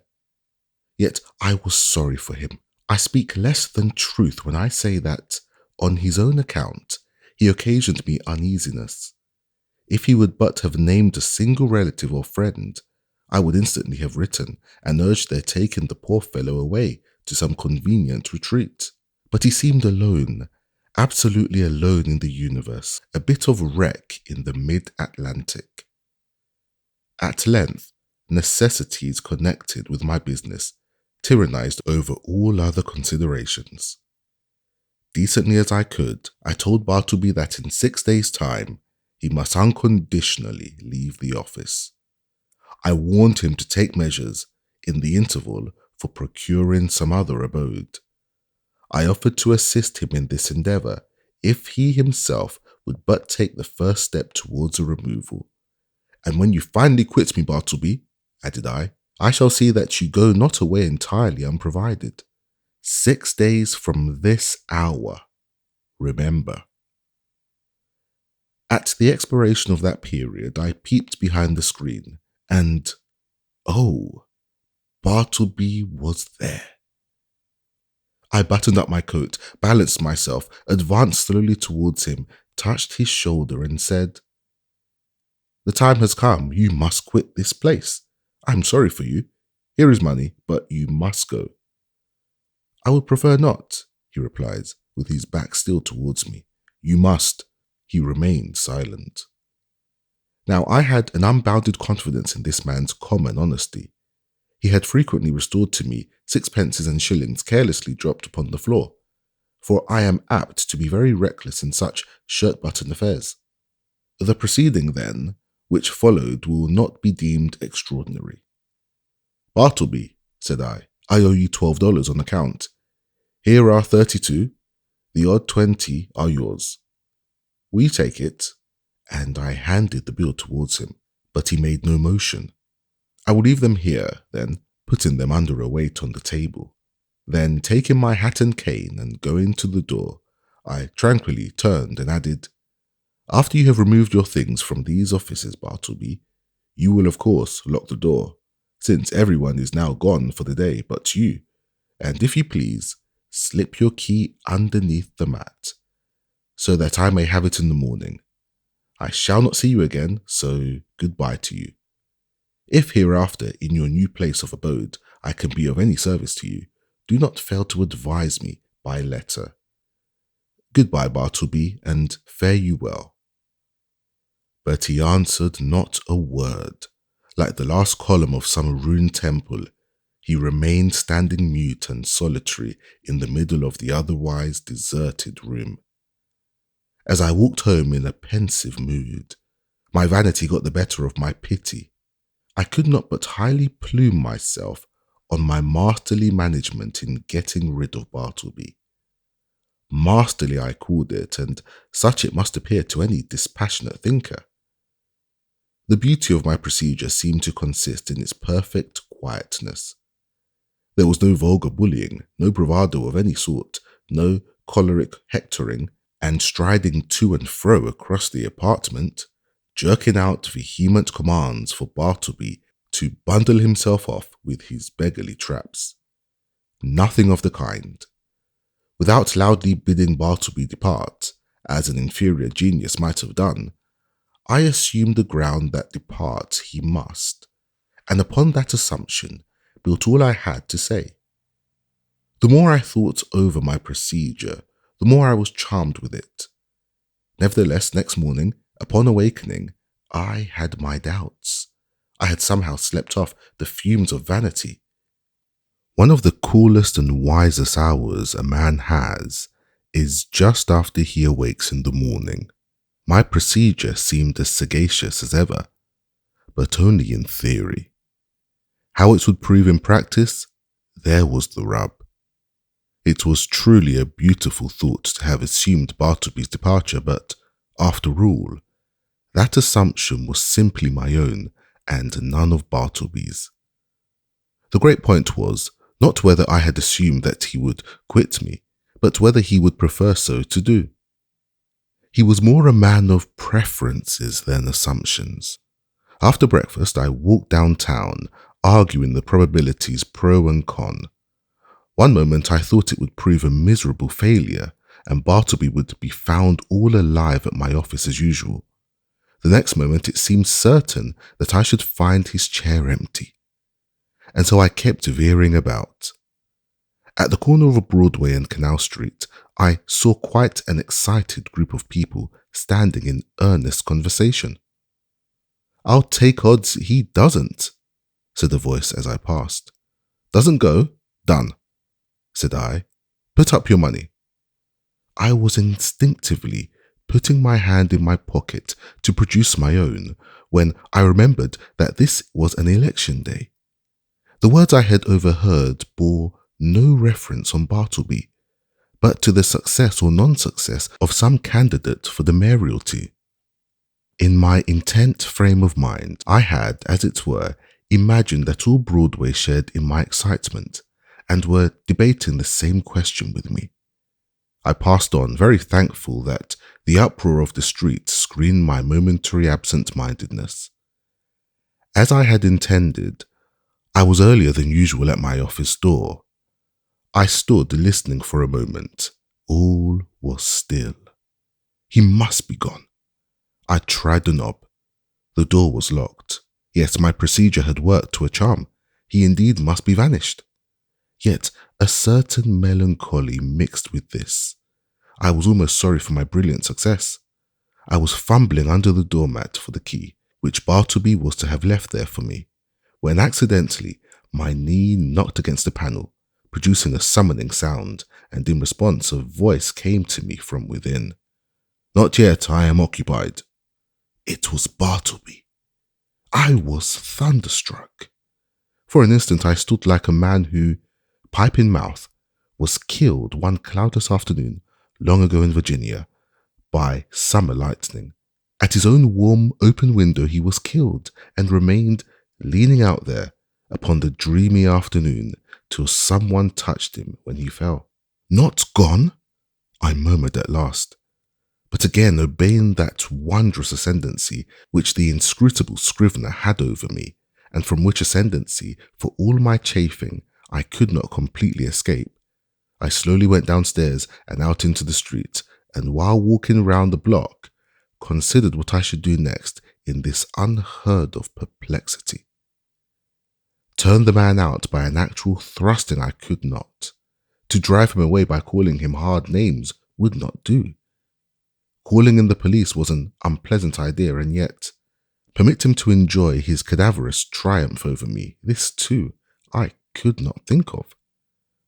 What was to be done?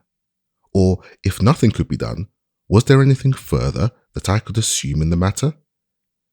Yes, as before, I had prospectively assumed that Bartleby would depart.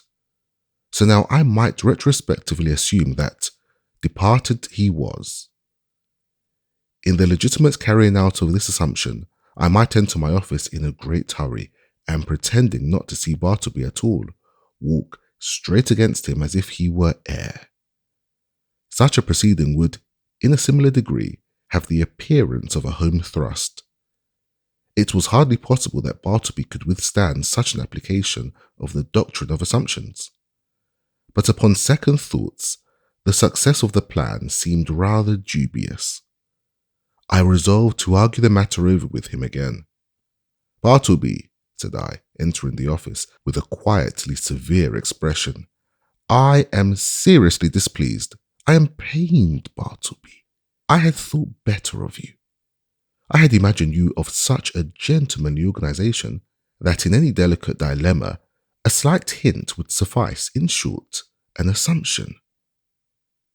But it appears I am deceived. Why," I added, unaffectedly starting, "you have not even touched that money yet," pointing to it, just where I had left it in the evening previous. He answered nothing. "Will you or will you not quit me?" I now demanded in a sudden passion, advancing close to him. "I would prefer not to quit," he replied gently, emphasizing the not. "What earthly right have you to stay here? Do you pay any rent? Do you pay my taxes? or is this property yours?"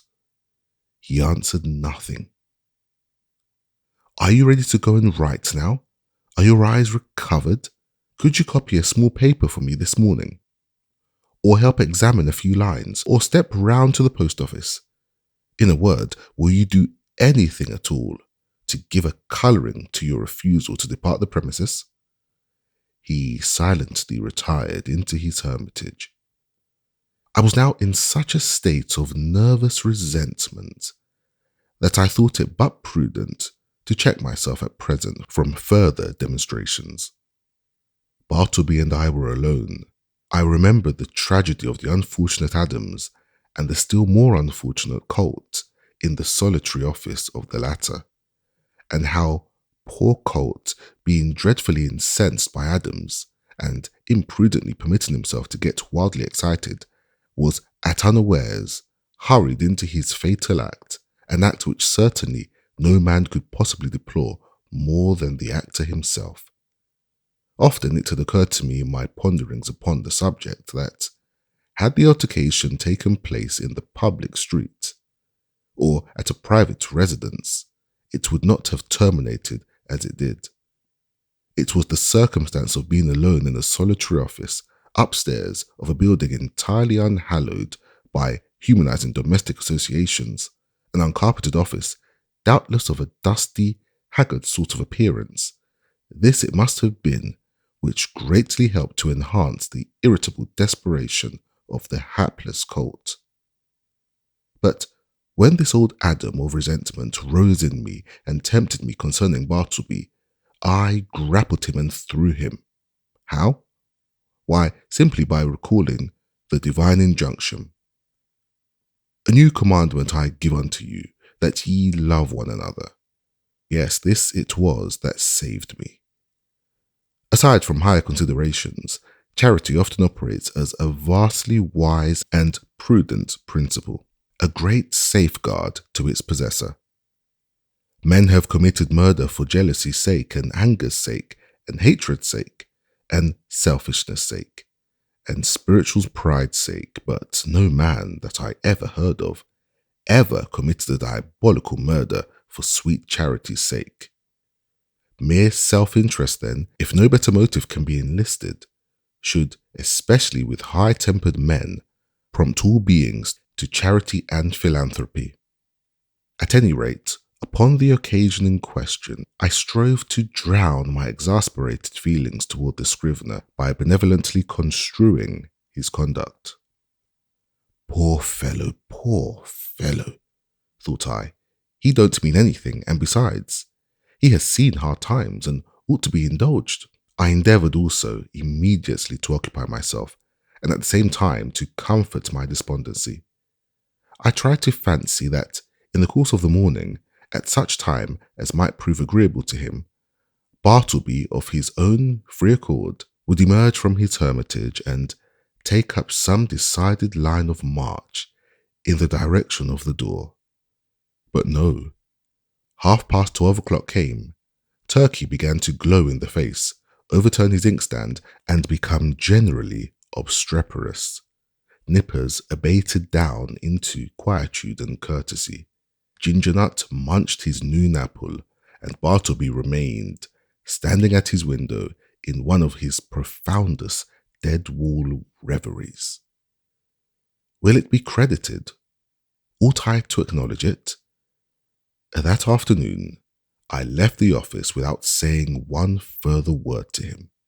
Some days passed now, during which, at leisure intervals, I looked a little into Edwards on the Will and Priestley on Necessity. Under the circumstances, those books induced a salutary feeling. Gradually I slid into the persuasion that these troubles of mine, touching the scrivener, had been all predestinated from eternity, and Bartleby was billeted upon me for some mysterious purpose of an all-wise providence, which it was not for a mere mortal like me to fathom. Yes, Bartleby, stay there behind your screen, thought I. I shall persecute you no more. You are harmless and noiseless as any of these old chairs. In short, I never feel so private as when I know you are here. At last I see it. I feel it. I penetrate to the predestined purpose of my life. I am content. Others may have loftier parts to enact, but my mission in this world, Bartleby, is to furnish you with office room for such period as you may see fit to remain. I believe that this wise and blessed frame of mind would have continued with me had it not been for the unsolicited and uncharitable remarks obtruded upon me by my professional friends who visited the rooms. But thus it often is that the constant friction of illiberal minds wears out at last the best resolves of the most generous. To be sure, when I reflected upon it, it was not strange that people entering my office should be struck by the peculiar aspect of the unaccountable Bartleby, and so be tempted to throw out some sinister observations concerning him. Sometimes an attorney, having business with me, and calling at my office and finding no one but the scrivener there, would undertake to obtain some sort of precise information from him touching my whereabouts. But without heeding his idle talk, Bartleby would remain standing immovable in the middle of the room. So, after contemplating him in that position for a time, the attorney would depart, no wiser than he came. Also, when a reference was going on, and the room full of lawyers and witnesses and business driving fast, some deeply occupied legal gentleman present, seeing Bartleby wholly unemployed, would request him to run round to the legal gentleman's office, and fetch some papers for him. Thereupon Bartleby would tranquilly decline, and yet remain idle as before. Then the lawyer would give a great share, and turn to me, and what could I say? At last I was made aware that all through the circle of my professional acquaintance, a whisper of wonder was running round, having reference to the strange creature I kept at my office. This worried me very much, and as the idea came upon me of his possibly turning out a long-lived man, and keep occupying my chambers, and denying my authority, and perplexing my visitors, and scandalizing my professional reputation, and casting a general gloom over the premises, keeping soul and body together to the last upon his savings, for doubtless he spent but half a dime a day, and in the end perhaps outlive me and claim possession of my office by right of his perpetual occupancy. As all these dark anticipations crowded upon me more and more, and my friends continually intruded their relentless remarks upon the apparition in my room, a great change was wrought in me. I resolved to gather all my faculties together and forever rid me of this intolerable incubus. Ere revolving any complicated project, however, adapted to this end, I first simply suggested to Bartleby the propriety of his permanent departure. In a calm and serious tone, I commanded the idea to his careful and mature consideration. But having taken 3 days to meditate upon it, he apprised me that his original determination remained the same. In short, that he still preferred to abide with me. What shall I do? I now said to myself, buttoning up my coat to the last button. What shall I do? What ought I to do?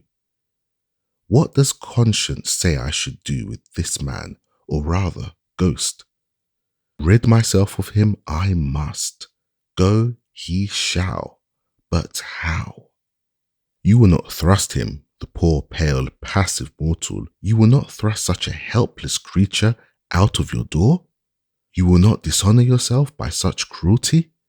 No, I will not. I cannot do that. Rather would I let him live and die here, and then mason up his remains in the wall.